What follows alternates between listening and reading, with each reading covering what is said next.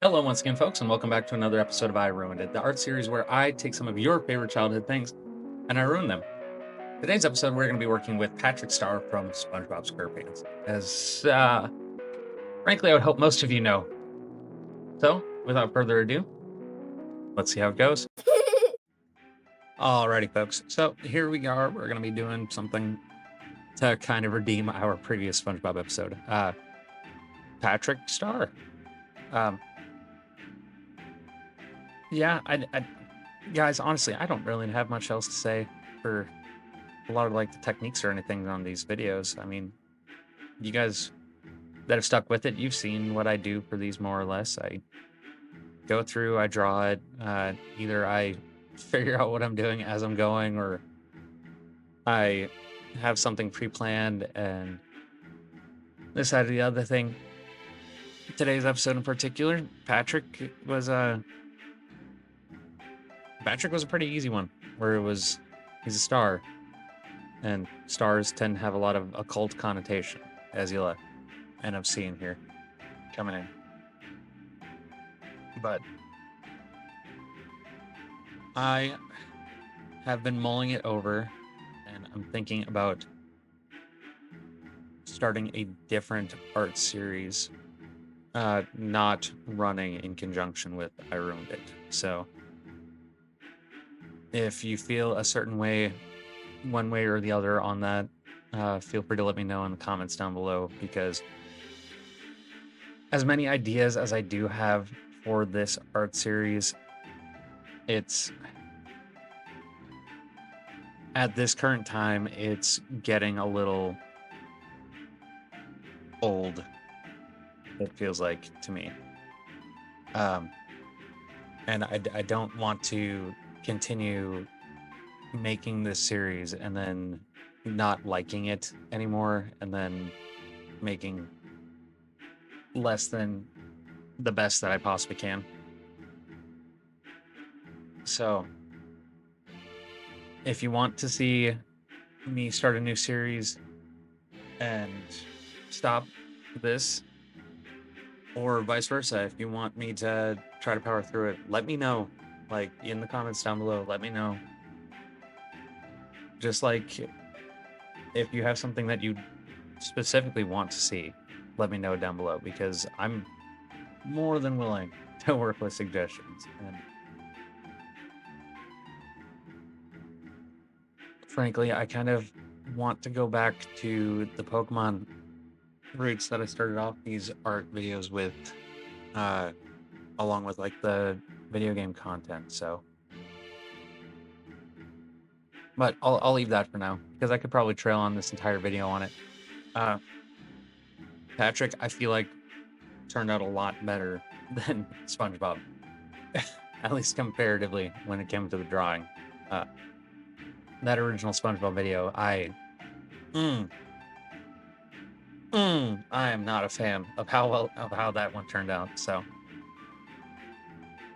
as you guys will end up seeing here, honestly, I feel like I did a lot better with this.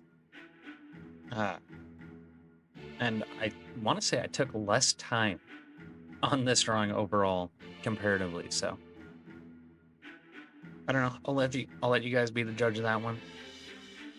But here we have Patrick in a kind of spread stance. I had known about the existence of this reference image for a while, so it was really good for helping me kind of have a general frame as to the pose that I wanted and everything like that. Having him with the arms outspread and making those small shifts to have the legs kind of splayed out, which in turn makes it easier, especially doing these kind of Western cartoons more and more. They tend to not use a lot of shading or anything like that, just to kind of minimize the production cost for everything. And I've always been a fan of this like dual tone. I use that that term a lot in these videos. I've always been a fan. I'm a fan of a lot of animation techniques. I'm a fan of a lot of art techniques.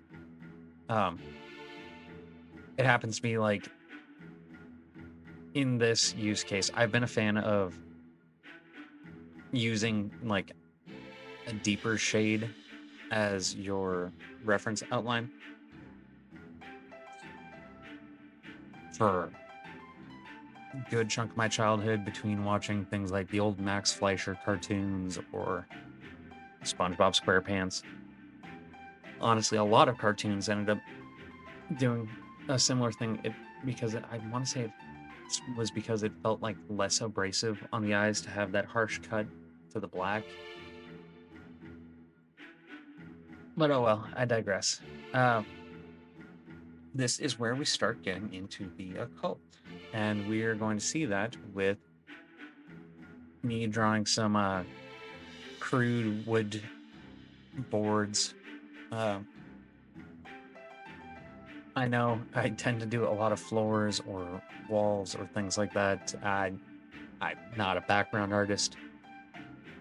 I could, in theory, probably take the time and draw out like a landscape or something like that, but for a lot of these, like, I ruined it type of things that I do, it makes more sense to have like that cramped claustrophobia of like black in the room or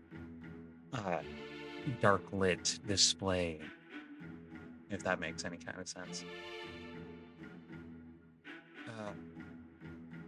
But we're going for a dual tone kind of lighting here, where we're doing a deep gray, or kind of a variance between the main lit area and then the black to kind of add that depth. Going around the rim and kind of blurring everything before going and smudging that black around to kind of give a little bit more depth and transition before lightening up the opacity layer and giving it that kind of final pop where we still see the boards and everything like that. Then this is the true occult part. So Patrick being a star, I thought would be interesting to have as like a sacrifice pinned to a wall. So now, disclosure, this is where it starts to get, it's very cartoony, but it does get a little gory. So before we get into that too terribly much, if you're not of proper age, probably don't watch. If you're a parent that's overhearing your kid watching something on their iPad, probably don't let them finish the video, just because it's technically still considered a graphic depiction of violence and probably just safer in the long run. But warning out of the way, this is Patrick having been split open from the force of him being pinned to the wall.